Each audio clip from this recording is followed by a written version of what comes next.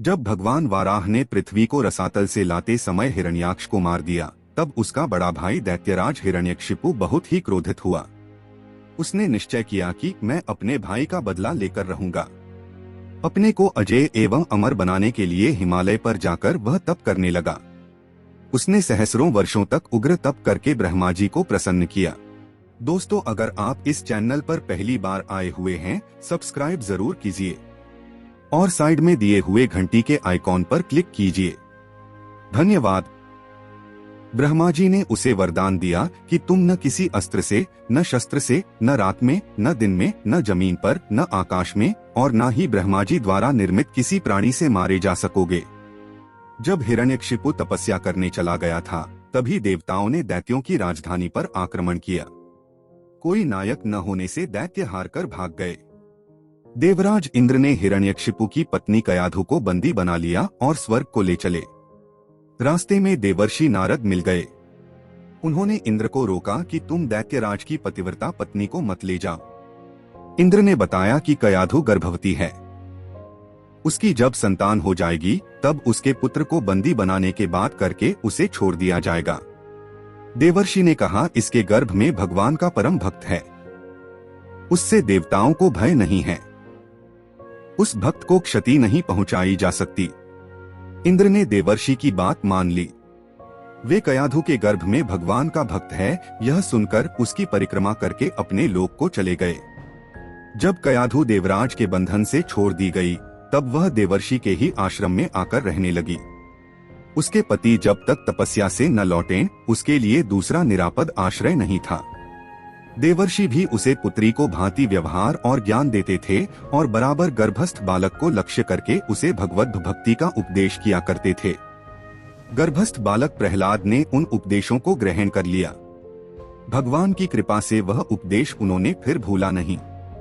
जब वरदान पाकर हिरण्यकशिपु लौटा, तब उसने सभी देवताओं को जीत लिया। सभी लोकपालों को जीतकर वह उनके पद का स्वयं उपभोग करने लगा। उसे भगवान से घोर शत्रुता थी, आठ ऋषियों को वह कष्ट देने लगा। यज्ञ उसने बंद करा दिए। धर्म का वह घोर विरोधी हो गया। उसके गुरु शुक्राचार्य उस समय तप करने चले गए थे। अपने पुत्र प्रहलाद को उसने अपने गुरुपुत्र षंड तथा अमर के पास शिक्षा पाने भेज दिया। प्रहलाद उस समय 5 ही वर्ष के थे। एक बार प्रहलाद घर आए। माता ने उनको वस्त्र और आभूषणों से सजाया। पिता के पास जाकर उन्होंने प्रणाम किया। हिरण्यकशिपु ने प्रहलाद को गोद में बैठा लिया। स्नेह पूर्वक उनसे उसने पूछा, बेटा, तुमने जो कुछ पढ़ा है, उसमें से कोई अच्छी बात मुझे भी सुनाओ तो। प्रहलाद ने कहा, पिताजी, संसार के सभी प्राणी असत संसार में आसक्त होकर सदा उद्विग्न रहते हैं। मैं तो सबके लिए यही अच्छा मानता हूँ कि अपना पतन कराने वाले जलहीन अंधकूप के समान घरों को छोड़कर मनुष्य वन में जाकर श्रीहरि का आश्रय ले। हिरण्यकशिपु जोर से हंस पड़ा। उसे लगा कि किसी शत्रु ने मेरे बच्चे को बहका दिया है। उसने गुरुपुत्रों को सावधान किया कि वे प्रहलाद को सुधारें। उसे दैत्यकुल के उपयुक्त अर्थ, धर्म, काम का उपदेश दें। गुरुपुत्र प्रहलाद को अपने यहाँ ले आए। उन्होंने प्रहलाद से पूछा कि तुमको यह उल्टा ज्ञान किसने दिया है। प्रहलाद ने कहा, गुरुदेव, यह मैं हूँ और यह दूसरा है, यह तो अज्ञान है। भगवान की इस माया से ही जीव मोहित हो रहे हैं। वे दयामय जिस पर दया करते हैं, उसी का चित्त उनमें लगता है। मेरा चित्त तो उनकी अनंत कृपा से ही उन परम पुरुष की ओर सहज खिंच गया है। गुरुपुत्रों ने बहुत डांटा धमकाया और वे प्रहलाद को अर्थशास्त्र, दंडनीति, राजनीति आदि की शिक्षा देने लगे। गुरु द्वारा पढ़ाई विद्या को प्रहलाद ध्यानपूर्वक सीखते थे। वे गुरु का कभी अपमान नहीं करते थे और न उन्होंने विद्या का ही तिरस्कार किया, पर उस विद्या के प्रति उनके मन में कभी आस्था नहीं हुई। गुरुपुत्रों ने जब उन्हें भली भांति सुशिक्षित समझ लिया, तब दैत्यराज के पास ले गए।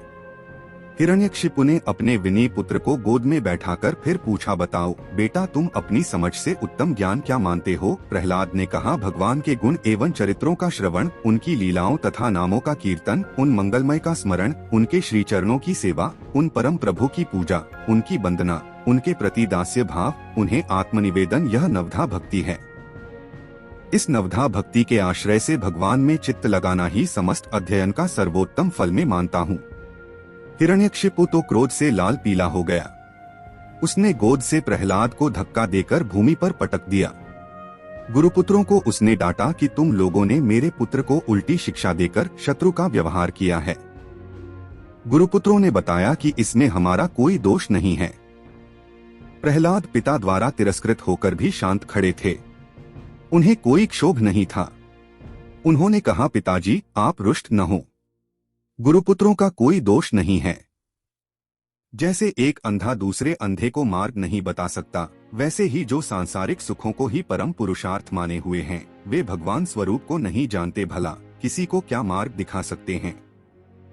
संपूर्ण क्लेशों सभी अनर्थ का नाश तो तभी होता है जब बुद्धि भगवान श्री चरणों में लगे, परंतु जब तक महापुरुष को चरण रज मस्तक पर धारण न की जाए तब तक बुद्धि निर्मल होकर भगवान में लगती नहीं। नन्हा सा बालक त्रिभुवन विजयी दैत्यराज के सामने निर्भय होकर इस प्रकार उनके शत्रु का पक्ष ले यह अस हो गया। दैत्यराज को चिल्लाकर हिरण्यकशिपु ने अपने क्रूर सभासद दैत्यों को आज्ञा दी, जाओ तुरंत इस दुष्ट को मार डालो।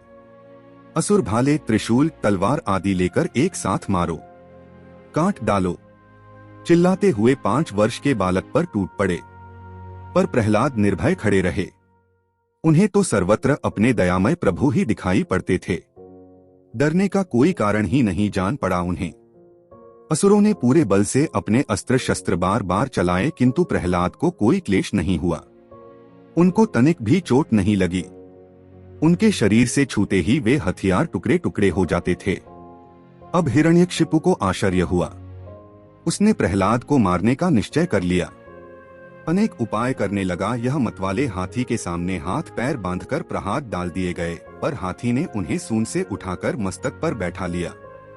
कोठरी में उन्हें बंद किया गया और यहाँ भयंकर सर्प छोड़े गए, पर वे सर्प प्रहलाद के पास पहुंचकर केंचुओं के समान सीधे हो गए। जंगली सिंह जब वहाँ छोड़ा गया तब वह पालतू कुत्ते के समान पूंछ हिलाकर प्रहलाद के पास जा बैठा। प्रहलाद को भोजन में उग्र विष दिया गया, किंतु उससे उनके ऊपर कोई प्रभाव न हुआ। विष जैसे उनके उदर में जाकर अमृत हो गया हो। अनेक दिनों तक भोजन तो क्या, जल की एक बूंद तक प्रहलाद को नहीं दी गई, पर वे शिथिल होने के बदले ज्यों के त्यों बने रहे। उनका तेज बढ़ता ही जाता था।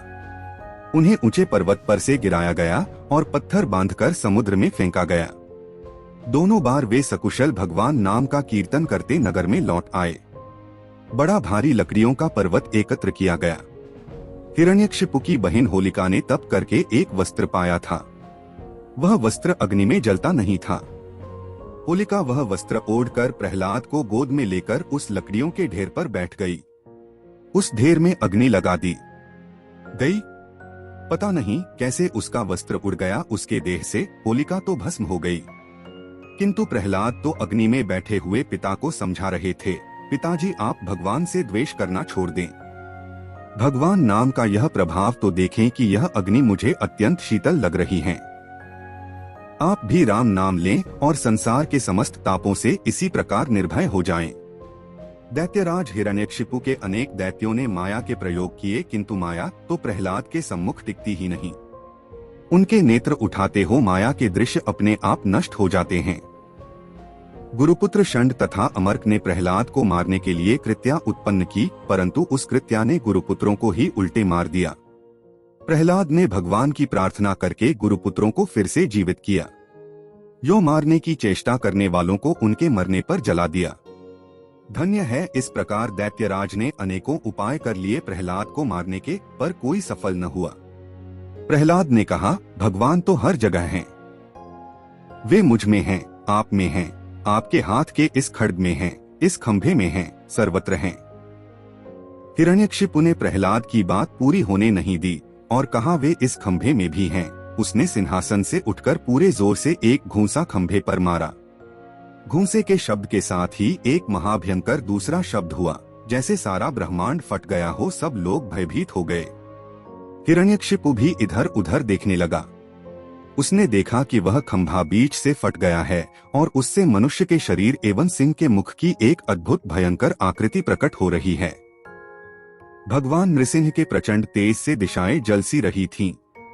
वे बार बार गर्जन कर रहे थे। दैत्य ने बहुत उछल कूद की, बहुत पैंतरे बदले, किंतु अंत में नृसिंहा ने उसे पकड़ लिया और राजसभा के द्वार पर ले जाकर अपने जांघों पर रखकर नखों से उसका हृदय फाड़ डाला।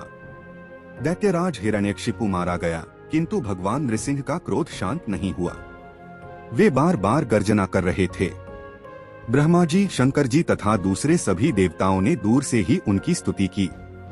पास आने का साहस तो भगवती लक्ष्मी जी भी न कर सकी। वे भी भगवान का वह विकराल क्रुद्ध रूप देखकर डर गईं। अंत में ब्रह्मा जी ने प्रहलाद को नृसिंह भगवान को शांत करने के लिए उनके पास भेजा। प्रहलाद निर्भव भगवान के पास जाकर उनके चरणों पर गिर गए। भगवान स्नेह से उन्हें उठाकर अपनी गोद में बैठा लिया। प्रहलाद जी का कंठ भर आया। आज त्रिभुवन के स्वामी उनके मस्तक पर अपना अभय हाथ रख रहे थे। दोस्तों, अगर आप इस चैनल पर पहली बार आए हुए हैं, सब्सक्राइब जरूर कीजिए और साइड में दिए हुए घंटी के आइकॉन पर क्लिक कीजिए। धन्यवाद।